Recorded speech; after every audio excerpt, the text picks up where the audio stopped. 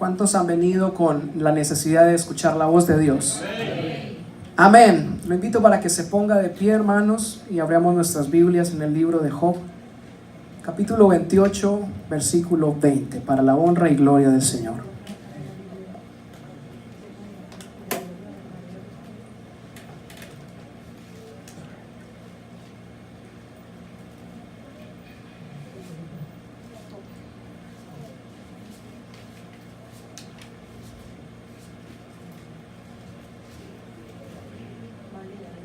Libro de Job, capítulo 28, versículo 20. ¿Ya lo hemos encontrado, hermanos? Gloria al nombre de Jesús.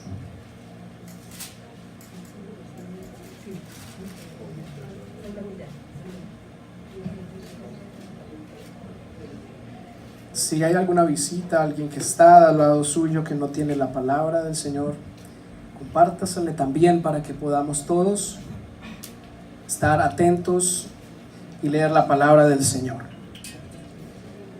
Vamos a leer todos a una voz, verso 20. ¿De dónde pues vendrá la sabiduría? ¿Y dónde está el lugar de la inteligencia? Porque encubierta está a los ojos del viviente, y a toda ave del cielo es oculta. El Abadón y la muerte dijeron: su fama hemos oído con nuestros oídos. Dios entiende el camino de ella y conoce su lugar. Porque Él mira hasta los fines de la tierra y ve cuanto hay bajo de los cielos. Al dar peso al viento, al poner las aguas por medida, cuando Él dio ley a la lluvia y camino al relámpago de los truenos, entonces la veía Él y la manifestaba. La preparó y la descubrió también. Y dijo al hombre: he aquí que el temor del Señor es la sabiduría, y el apartarse del mal la inteligencia. Amén. Tome asiento, por favor, y nos disponemos a meditar en la palabra del Señor a esta hora. El hombre necesita alimentarse de la palabra del Señor. Y la palabra del Señor es como la gasolina al auto. El auto sin gasolina no puede funcionar. Así es el hombre sin la palabra del Señor. Y mire cuán importante es esto para el hombre. El espíritu necesita escuchar la voz del Señor. Y a veces el espíritu se entristece. Y no sabemos por qué a veces nos sentimos tristes, afligidos, pero la palabra del Señor vivifica el alma del hombre. Amén. Meditemos en la sabiduría. Y si pudiéramos definir el discurso, todo discurso, el libro de Job, en el libro que acabamos de leer, las Escrituras nos dice: he aquí el temor del Señor es la sabiduría, y el apartarse del mal es la inteligencia. Y la gente se amontona para encontrar la sabiduría, y la gente se pregunta: ¿dónde está la sabiduría? ¿Dónde la puedo encontrar? ¿Cómo puedo ser más sabio? ¿Cómo puedo lograr entender los misterios del mundo de la ciencia? ¿Cómo puedo ser más intelectual? Y las personas van a las universidades y buscan la sabiduría. Y gloria a Dios por el conocimiento.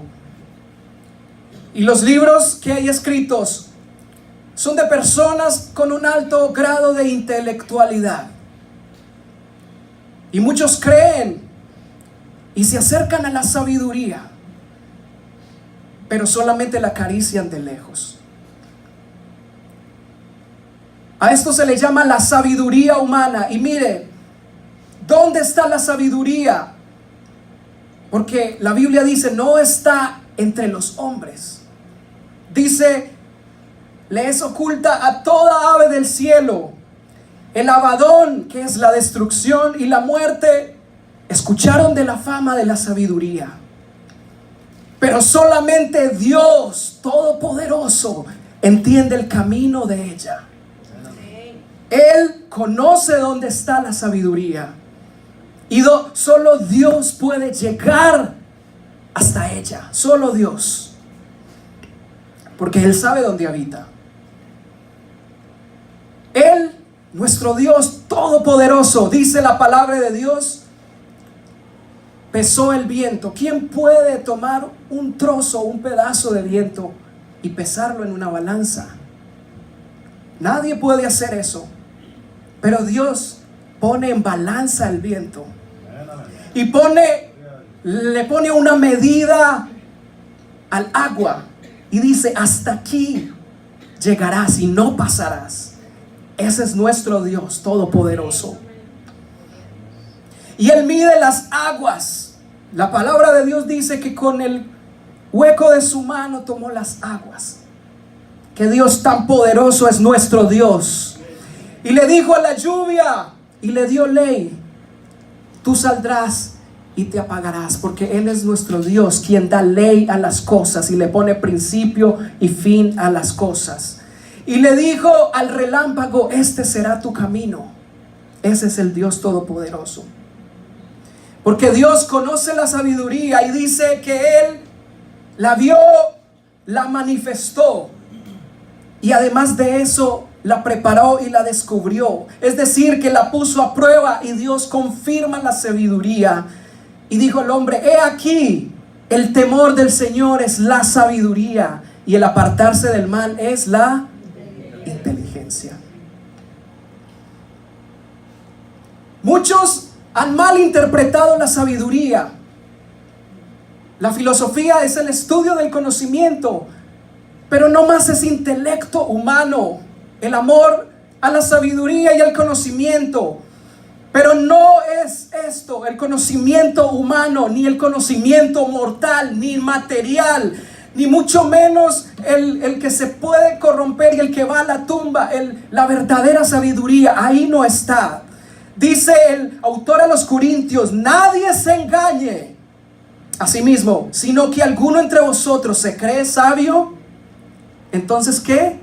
Hágase ignorante, para que llegue a ser sabio. Porque la sabiduría de este mundo es insensatez para con Dios, pues escrito está, dice: Él atrapa a los sabios en su propia astucia. Y eso lo estoy leyendo en 1 Corintios 3, capítulo 20. Y dice otra vez: el Señor conoce los pensamientos del sabio. ¿Y qué dice? Son vanos. Si alguno se cree sabio, hágase ignorante para que alcance la verdadera sabiduría. Porque la sabiduría no viene de esta carne ni de este mundo, sino que proviene del Dios Todopoderoso. ¿Cuántos dicen amén? Amén. En este siglo muchos se dicen creer muchos sabios, pero el temor del Señor es la sabiduría eterna. Y no se puede comparar con las riquezas de este mundo. La gente quiere comprar la sabiduría con su dinero. Pero ¿qué dice la Biblia? Oh profundidad de las riquezas, de la sabiduría y la ciencia de Dios. Insondables sus juicios y inescrutables sus caminos. Jamás las riquezas, ni el oro, ni las joyas, ni los rubíes, ni nada de lo que el hombre pueda tener en este mundo se puede comprar la sabiduría de Dios. Insondable es los juicios, dice. Insondable significa que es tan profundo que no se puede alcanzar. Inescrutable, dice, sus caminos, los caminos del Señor, que no se pueden averiguar o no pueden ser comprendidos. Esa es la sabiduría de Dios. Y hoy nos hemos reunido nosotros a alabar la sabiduría del Dios Todopoderoso. Aleluya, gloria al nombre de Jesús. Y por eso el versículo que leímos, la escritura, resume toda la sabiduría diciendo: el temor del Señor es la sabiduría, y el apartarse del mal es la inteligencia. Meditemos, pero ¿qué es el temor de Dios? ¿Qué es el temor a Dios? A veces, hermanos queridos, sentimos respeto por alguien. Por ejemplo, cuando las personas están al frente de un rey, cuando están al frente de una eminencia, un presidente, hay un respeto, hay una reverencia, porque hay alguien especial. Se le rinde un respeto a aquellos líderes, a aquellos reyes de los estados y de los países. Y hay una admiración por la majestad. El Señor ha puesto reyes y también quita reyes. Y ese es el temor. El temor puede ser el respeto y también, por ejemplo, la reverencia a los padres. Cuando alguien está con su padre, lo venera, lo respeta. Siente un temor, quizás un respeto, pero no un temor de salir corriendo porque llegó su padre, sino que es un respeto y una admiración. Y por eso celebramos los días de los padres, de las madres, porque las amamos, los amamos también.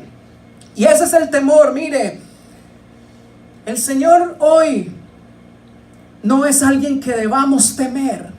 Y por muchos años quizás la gente le ha temido. Unos no lo respetan, pero otros le temen.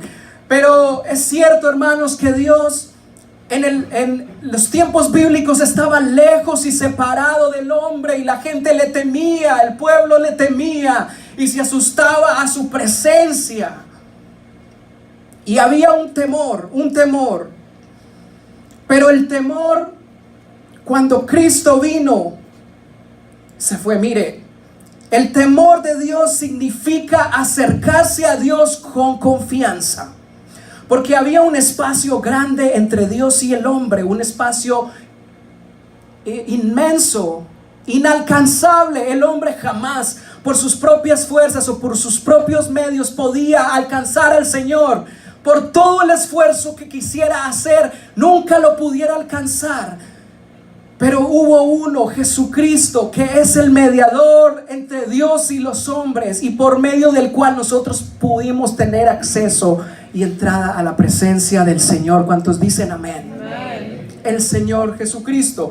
Y el sumo pontífice es el pontífice es quien hace puentes, quien une caminos. Este es el pontífice. Por eso no es el Papa, el pontífice que se llama a ser Jesucristo, es el sumo pontífice, que ha libertado nuestras vidas y ha hecho un puente entre nosotros y Dios, y así nosotros podemos entrar confiadamente ante el trono de la gracia para encontrar oportuno socorro. Alabado sea el nombre de Jesús.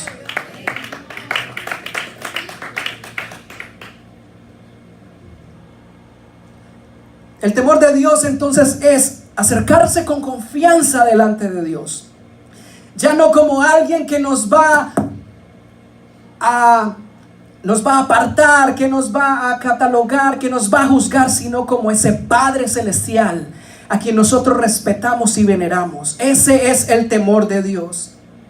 Y no es tenerle miedo. Mire, hermanos, conocer a Dios, conocer al Señor, es el conocimiento más valioso que puede tener el ser humano.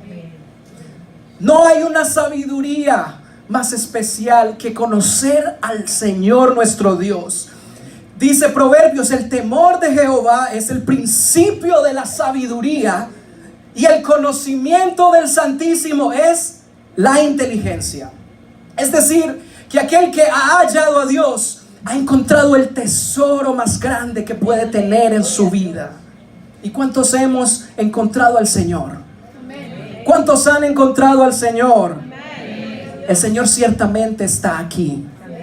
Y es más real que el aire que respiramos. Es más real que la persona que está a su lado. Aquel que ha encontrado a Dios ha encontrado la sabiduría del cielo. Y esa es la historia del etíope. El hombre que tiene sed de Dios. El hombre que busca a Dios, el Señor se le manifiesta. Y vamos a abrir nuestras Biblias en el libro de Hechos capítulo 8, versículo 26. Y vamos a meditar en esta historia de la palabra del Señor. Hechos capítulo 8, versículo 26.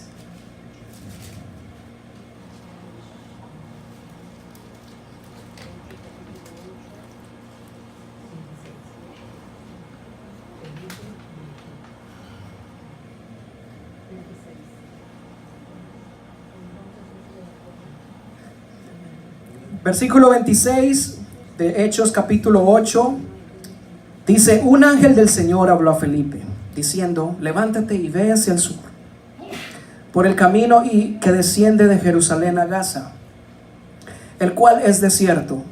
Verso 27. Entonces él se levantó y fue, y sucedió que un etíope eunuco, funcionario de Candace, reina de los etíopes, el cual estaba sobre todos sus tesoros y había venido a Jerusalén para adorar, volvía sentado en su carro y leyendo al profeta Isaías, el Espíritu dijo a Felipe: acércate y júntate a ese carro. Acudiendo Felipe le oyó que leía el profeta Isaías y dijo: ¿pero entiendes lo que lees? Él dijo: ¿y cómo podré si alguno no me enseñare? Y rogó a Felipe que subiese y se sentara con él. El pasaje de la escritura que leía era este: como oveja a la muerte fue llevado, y como cordero mudo delante del que lo trasquila, así no abrió su boca. En su humillación no se le hizo justicia, mas su generación, ¿quién la contará? Respondiendo el eunuco dijo a Felipe: te ruego que me digas, ¿de quién dice el profeta esto? ¿De sí mismo o de otro? Entonces Felipe, abriendo su boca y comenzando desde esta escritura, le anunció el evangelio de Jesús. Y yendo por el camino, llegaron a cierta agua, y dijo el eunuco: aquí hay agua, ¿qué impide que yo sea bautizado? Felipe dijo: si crees de todo corazón, bien puedes. Y respondiendo dijo: creo en Jesucristo, es el Hijo de Dios. Y mandó parar el carro y descendieron ambos al agua. Felipe y el eunuco lo bautizó. Gloria al nombre del Señor Jesucristo. Al hombre que tiene sed de Dios y le busca, Dios se le manifiesta. Felipe es un hombre de Dios, uno de los discípulos, y fue inspirado por el Espíritu Santo a una tarea especial. Note que había un eunuco que la historia no relata mucho acerca de él. Solamente dice que era alguien del reino de Etiopía que estaba bajo los tesoros. Era el administrador de los tesoros de aquella reina, Candace, dice la palabra del Señor. Pero estaba inquieto por algo. No sabemos cómo llegó a sus manos las escrituras. Si bien sabemos, el etíope no era un israelita, pero de alguna u otra manera tenía la palabra, la escritura del Señor en sus manos. Y la Biblia nos relata cuánto tiempo estaría aquel etíope leyendo la escritura e indagando acerca de la palabra del Señor. No sabemos cómo llegó esta escritura a sus manos, pero sí sabemos una cosa, y era que estaba buscando algo. Estaba buscando algo. Felipe, inspirado por el Espíritu Santo, fue al desierto bajo las indicaciones específicas que el Espíritu Santo de Dios le ordenó que hiciera. Y así llegó Felipe a toparse con el carruaje de aquel hombre. Cuando el Espíritu Santo de Dios le dijo a aquel hombre, hablando de Felipe: acércate al carro, entonces lo escuchó decir aquel verso de Isaías capítulo 57, que dice, Isaías 53 capítulo 7 dice: angustiado él y afligido, no abrió su boca. Como cordero fue llevado al matadero, y como oveja delante de sus trasquiladores, enmudeció y no abrió su boca. Por cárcel y por juicio fue quitado. Y su generación, ¿quién la contará? Porque fue quitado de la tierra de los vivientes, y por rebelión de su pueblo fue herido. Felipe, al escuchar eso, Yo creo que se sintió maravillado porque alguien de tierras lejanas estaba leyendo las escrituras de la palabra de Dios. Y yo entiendo que Felipe entendió que había un propósito especial acercándose a ese lugar, porque estaba en el momento, en el lugar oportuno donde Dios iba a dar vida a alguien que andaba en obscuridad. El etíope le dijo: ¿quién eres tú? Felipe le dice: tú sabes, entiendes lo que estás leyendo. Y el etíope le dice: ¿cómo voy a entender si nadie me explica? Y recuerdo entonces la palabra que dice: ¿cómo pues invocarán de alguien que no han creído? ¿Y cómo pues creerán en aquel de quien no han oído? ¿Y cómo oirán si nadie les predica? ¿Y cómo predicarán si no fueren enviados? Ahí estaba Felipe, un instrumento poderoso en las manos de Dios, listo para ejecutar la ordenanza de Dios. Y allí estaba Felipe, un amante de las escrituras, esperando a que algo poderoso ocurriera. Y así fue como Felipe pudo compartirle el mensaje poderoso de salvación a aquella persona. Y comenzando desde este verso, mire, hermanos, cuando compartamos la palabra del Señor, cuando compartamos nuestras experiencias hacia otras personas, nosotros empecemos a hablar de Jesús. No inventemos nada más. Hay un testimonio que contar, sí, y todos tenemos un testimonio poderoso de cómo el Señor nos ha transformado y cómo ha cambiado nuestra mente y corazón. Amén. Pero cuando comenzamos desde Jesús, de la obra poderosa que Él hizo, mas Él herido fue por nuestras rebeliones, molido por nuestros pecados. El castigo que nosotros merecíamos fue sobre Él, y por su llaga fuimos nosotros curados. Ese es el mensaje poderoso de salvación. Compartir al Señor es lo más grande, y ser, hermanos queridos, instrumentos de lo que Dios puede hacer en la vida de otros que no tienen la luz del Evangelio es maravilloso. ¿Y cuántos quieren ser usados por Dios? ¿Cuántos queremos ser usados por Dios? El etíope recibió la vida, y la vida se le manifestó, y fue bautizado en el nombre poderoso del Señor Jesús en aquella misma hora. Aleluya, qué maravilloso es esto, hermano, poder entender a Dios, poder comprender la sabiduría que es más alta que nosotros.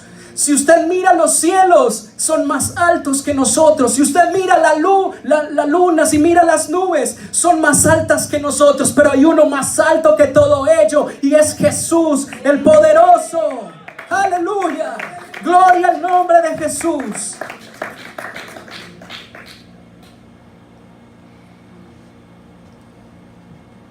Temer a Dios es hacer su voluntad.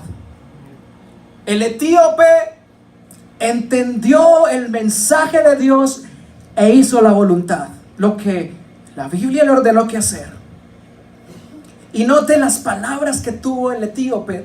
Él hizo: te ruego que me digas de quién está hablando este pasaje. ¿De sí mismo, el profeta Isaías, o de alguien más?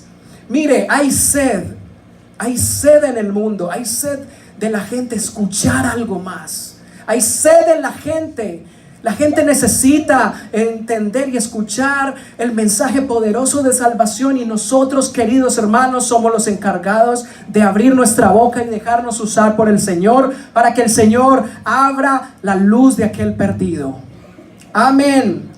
El etíope necesitaba escuchar y tenía sed de encontrar la verdadera sabiduría del Señor. Y entremos entonces, hermanos, a la segunda parte del mensaje. ¿Qué dice el versículo, la escritura? He aquí, el temor de Dios es la sabiduría, y el apartarse del mal, la inteligencia. El apartarse del mal es la inteligencia. Y la Biblia nos dice, la voluntad de Dios, que nos apartemos del pecado y de toda iniquidad. Tesalonicenses lo dice en el capítulo 4, versículo 3: pues la voluntad de Dios es nuestra santificación, apartarnos del mal. Todos los días nos tenemos que limpiar, nos santificamos, nos apartamos del mal, porque el conocimiento de Dios nos lleva a apartarnos del mal. Todos los días tenemos que limpiarnos. Tantas cosas que ocurren, tantas cosas que pueden llegar a nuestras vidas, que nos pueden poner sucios los vestidos espirituales, hermanos, y por eso es la voluntad del Señor que nos santifiquemos. ¿O usted, hermano, cree que el hijo desobediente honra a su padre? En ninguna manera. El hijo desobediente es deshonra para su padre. Y si miramos un instrumento musical, si miramos una guitarra, el creador que hizo la guitarra conoce su funcionamiento y conoce cómo fue creada. Y le dio unas cualidades, les dio unas características y les dio una afinidad, un tune, le dio un sonido especial. Y si alguien llegara a tocar una guitarra del cual no tiene nada de conocimiento, ¿usted cree que está dándole la honra al creador? Es una deshonra. Es una deshonra. Asimismo, hermanos, nosotros, los hijos de Dios, hermanos, cuando estamos en el camino perverso, en el camino de pecado, cuando estamos nosotros apartados de Dios, haciendo lo que Dios no quiere que hagamos, nosotros no le estamos dando la honra debida al nombre de Dios, sino que estamos siendo instrumentos de deshonra. Estamos siendo vasos inservibles delante de Dios. Por eso la sabiduría entonces es el temor del Señor, y el apartarse del mal es la inteligencia. El hombre sabio se aparta del mal. El hombre inteligente teme a Dios. Y ahí está el principio. El principio de la sabiduría es el temor al Señor. Y hermanos, nos tenemos que poner las vestiduras de santidad. La Biblia dice: el hombre que pecare, ese morirá. Y el pecado en el hombre es un arma letal, es un arma contundente, y es el arma que ha matado por generaciones a las personas. La lepra es tipo del pecado, y la lepra es una llaga física de la cual las personas sufrían, de la cual tenía un mal olor. Y espiritualmente hablando, la lepra es sinónimo de pecado, es tipo de pecado delante de Dios. ¿Y cómo puede un pecador, cómo puede alguien tener comunión con Dios si está en pecado? Si Él es santo, jamás podrá aceptar la llaga del pecado, la lepra del pecado delante de Él. Pero Jesús quitó la lepra del pecado. Jesús limpió todo pecado que había en el hombre, y puede hacerlo hoy. Puede hacerlo a esta misma hora. Cuando los leprosos en los tiempos bíblicos se acercaron al Señor, el Señor los tocó y los sanó, y a unos los salvó también. Porque cuando el Señor hace una obra poderosa, Él limpia de pies a cabeza toda lepra de pecado y toda maldad. Es decir, hermanos, que si nos acercamos al Señor, cualquiera de nosotros, no importa el pecado, no importa la maldad que haya en nuestros corazones, que hayamos hecho, el Señor puede tocarnos y limpiarnos y hacernos unas nuevas criaturas. Y no hay más esclavitud que la del pecado. Los colonizadores que colonizaron América esclavizaron, dice la historia, a más de 12 millones de esclavos provenientes de África.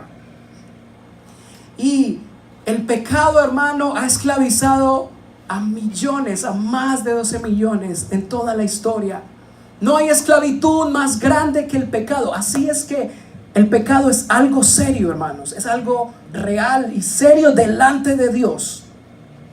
Las guerras han destruido miles. Las guerras han acabado con civilizaciones y las han borrado por completo del mundo, del sistema humano. Y así ha sido el pecado que ha destruido a la gran mayoría de la raza humana. Pero hay unos que hemos sido alejados del pecado y hemos sido limpiados por la sangre de Jesús. Aleluya. Y el pecado no nos destruye a nosotros. Y dice Hebreos, despojémonos de todo peso de pecado, porque el pecado es un peso que lleva al hombre, es un peso con el cual no puede vivir. Y la triste vida del hombre, la triste vida del pecador, es que muere en condenación para vida eterna. Y eso es la historia que sucede con el rico y Lázaro. Abramos nuestras Biblias en el libro de Lucas, capítulo 16, versículo 19.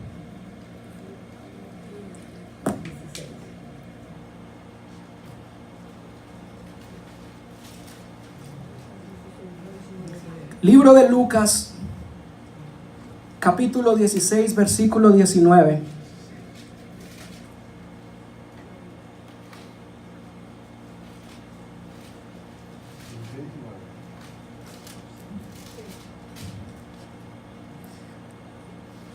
Dice el versículo 19 del capítulo 16: había un hombre rico que se vestía de púrpura y de lino fino, y hacía cada día banquete con esplendidez.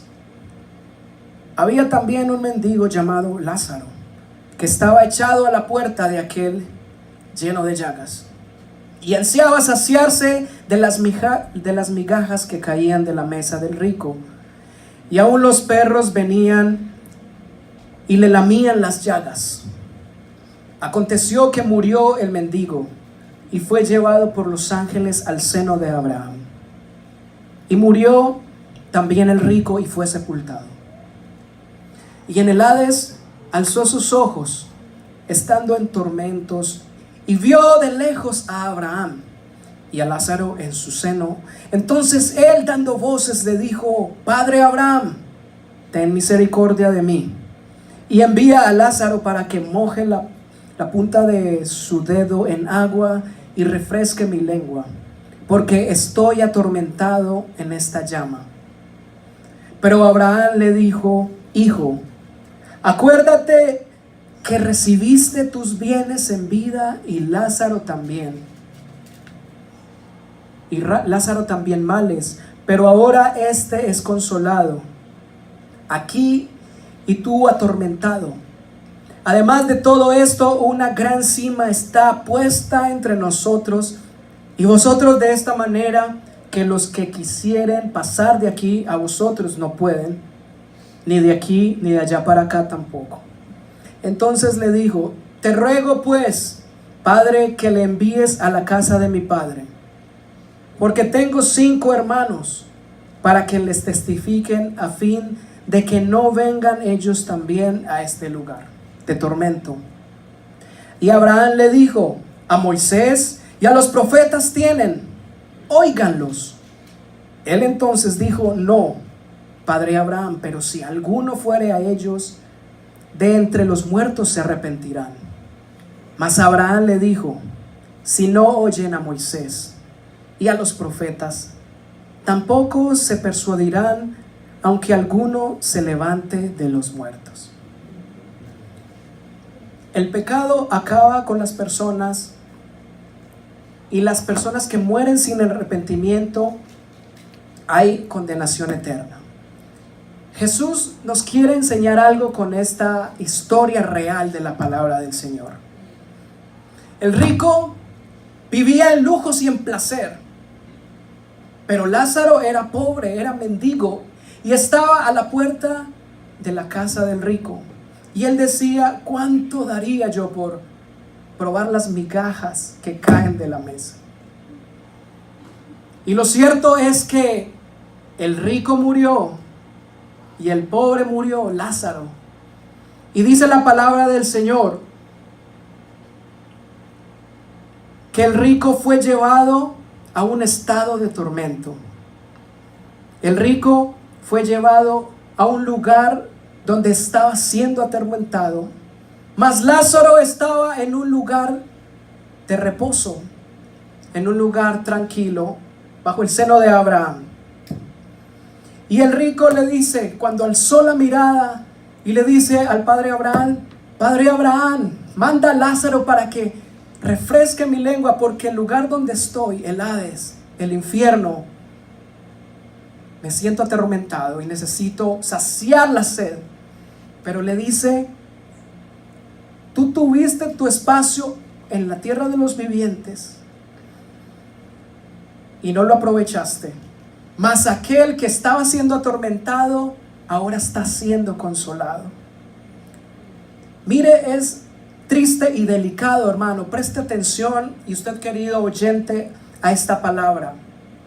Jesús nos enseña a través de esta historia que luego de la muerte no hay vuelta atrás. Está establecido para los hombres que mueran una sola vez, y luego de esto el juicio. Y la condición del hombre hoy es la de las riquezas. El hombre busca las riquezas y la sabiduría y son engañados por ellas. Alabado sea el nombre del Señor. Y las riquezas, hermano, dice la palabra de Dios, es como la niebla. Cuando usted va en su carro y está atravesando por un lugar, una montaña, donde hay niebla, pareciera impenetrable. Donde hay fog, esa niebla pareciera como estable y que no pudiera uno pasar a través de ella. Y lo cierto es que cuando lo tomamos, desaparece. Así compara el Señor a las riquezas, como algo efímero, como algo pasajero, algo que no es sólido, algo que se esfuma, algo que desaparece. Y esa era la triste situación del rico y de muchos hoy que buscan las riquezas para sentir solidez y tal vez salvación. Y lo cierto es que el rico ahora estaba siendo atormentado. ¿Qué nos enseña Jesús?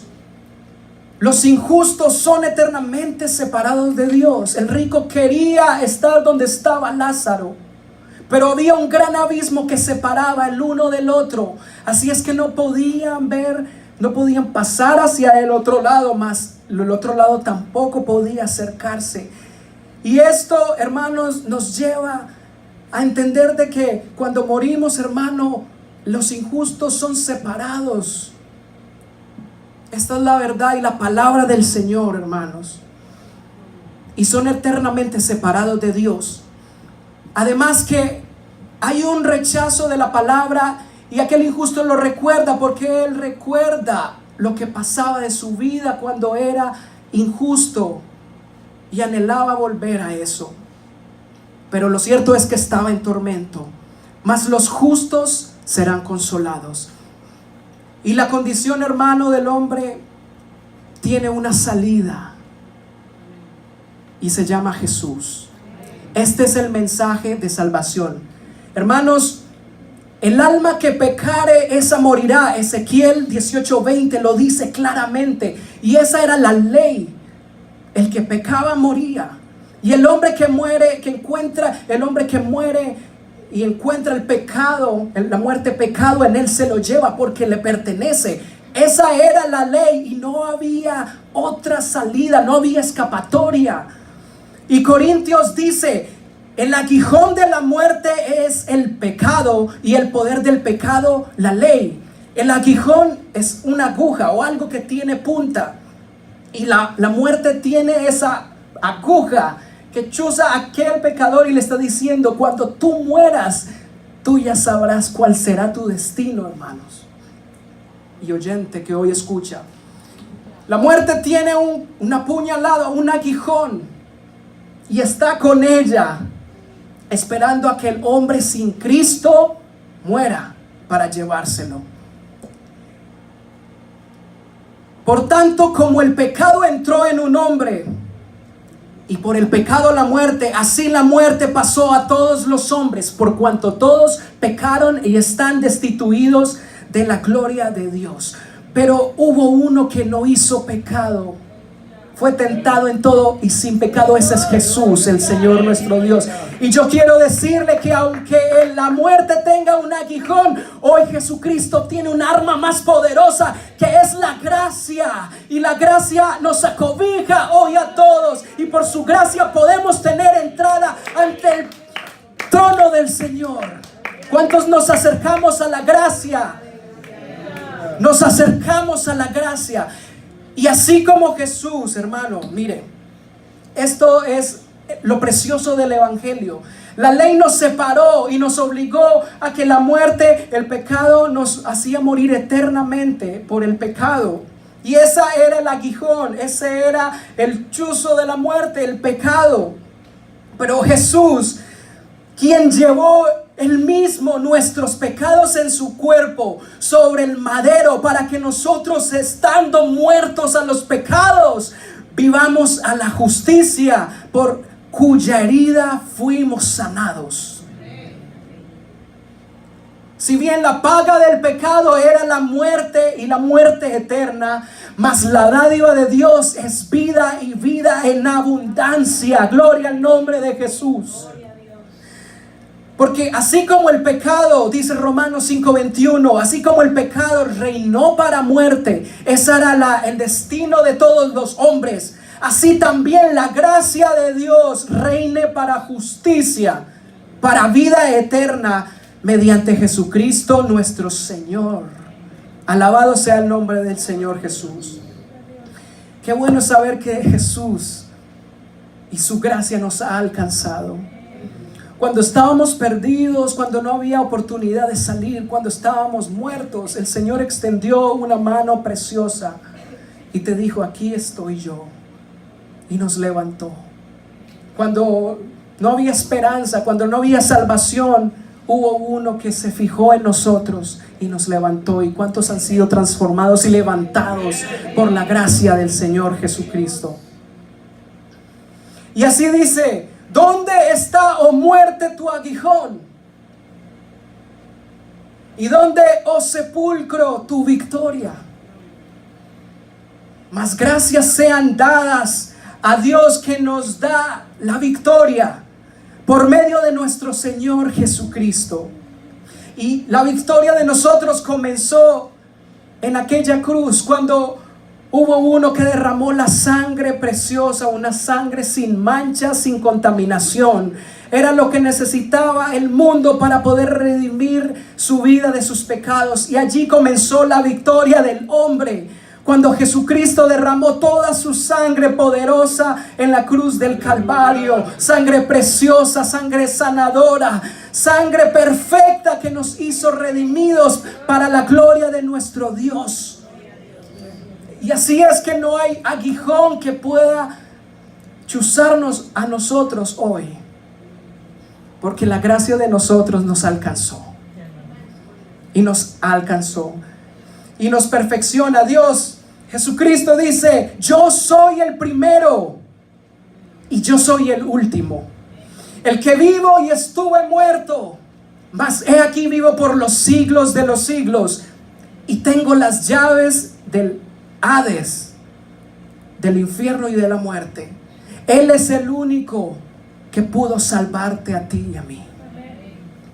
No hay salvación en las riquezas. La gente quiere comprar su salvación con hechos, con actos, con donaciones quizás, pero jamás podrán acercarse a lo que es la salvación. La salvación de Dios, querido oyente, viene a través de la gracia, y la gracia es un regalo, es un favor inmerecido que no merecíamos, ni por más justos que creíamos ser, o por más fe que creíamos tener. La única salvación viene a través de la gracia y la fe en el Señor Jesucristo y el conocimiento de su palabra.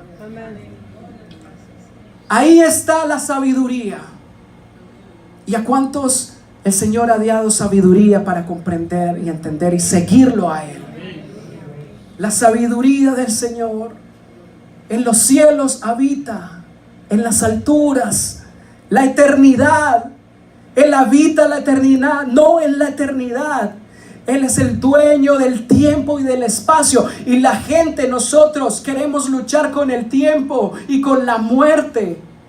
Y jamás lo venceremos. Escuche, hermano, jamás. Si usted está luchando contra el tiempo vendrá y envejeceremos y moriremos. Esa es la realidad. Pero hoy está la decisión más importante de su vida.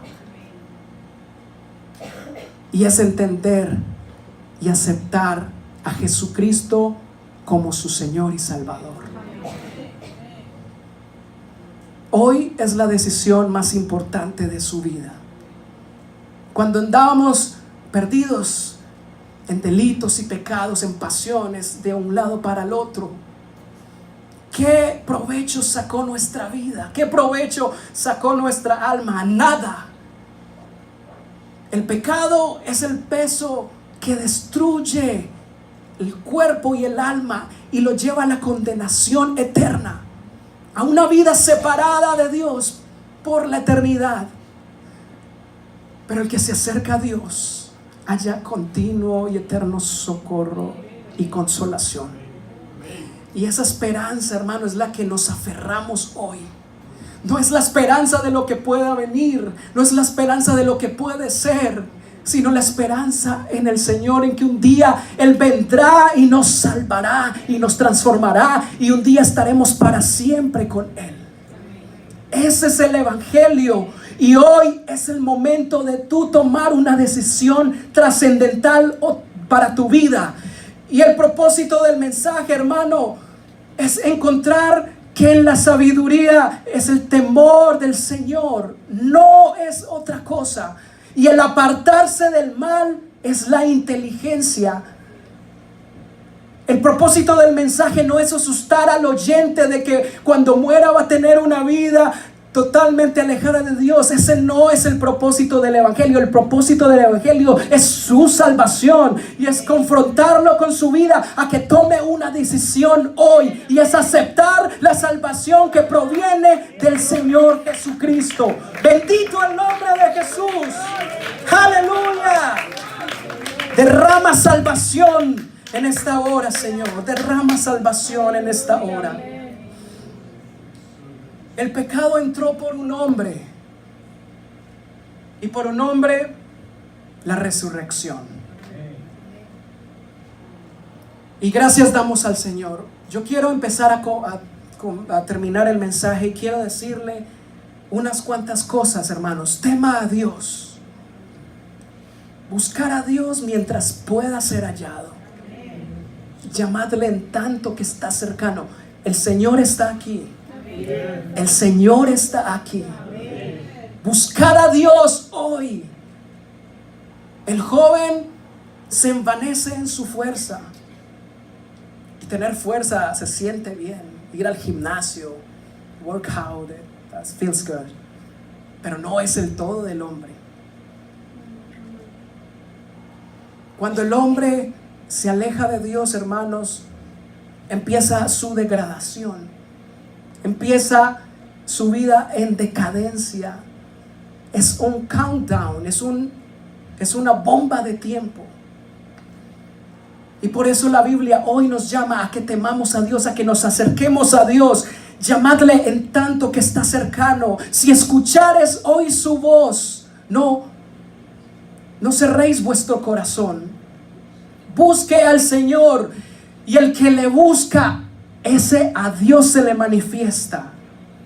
El Señor hoy está aquí impartiendo salvación y perdón de pecados, y está dispuesto a quitarle la llaga del pecado de oscuridad y a iluminarle y a darle vida eterna y vida en abundancia. Y es hoy es el día que el Señor hizo para nosotros, para nuestra salvación. Busca la plenitud en las cosas del Señor, no en las cosas que se acaban, no en lo pasajero. Busca la satisfacción de tu alma en Cristo Jesús, porque en Él estamos completos. ¿Cuántos dicen amén? Apártate del pecado. El pecado ha vencido, y hay unos que queremos luchar contra el pecado y siempre vamos a perder. el pecado se le vence de una manera, y es a través de Jesucristo. Y es algo que regenera al hombre. Acercarse a Jesús da la fuerza para seguir adelante, para ser redimidos y para tener la fuerza para un día llegar a la tentación y vencerla a través de Jesucristo, no por la fuerza humana, porque así han tratado muchos y han fallado. Pero la fuerza viene del Señor, que Él es el autor y consumador de la vida. El diablo ya no tiene un arma poderosa. Cuando el Señor murió, esa arma que tenía la muerte, que era el pecado, pasó a un segundo plano. Es decir, que el diablo hoy, para los que están redimidos por la sangre de Jesús, no tiene ningún arma de la cual pueda jactarse de poder atacar al cristiano, al que ha conocido y al que ha reconocido a Jesús como su Salvador.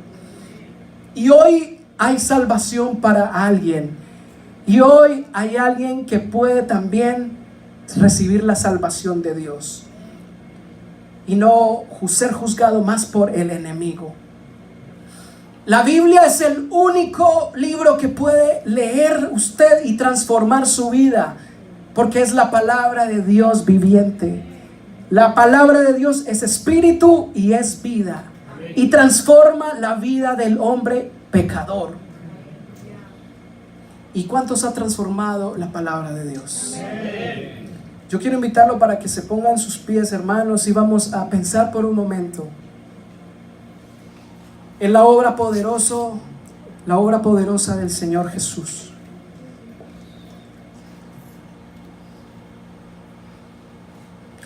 Meditemos en quiénes éramos.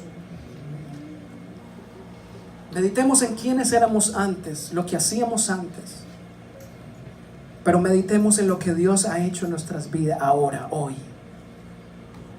El Señor ha hecho una obra espectacular en nosotros. Lo que antes pensábamos,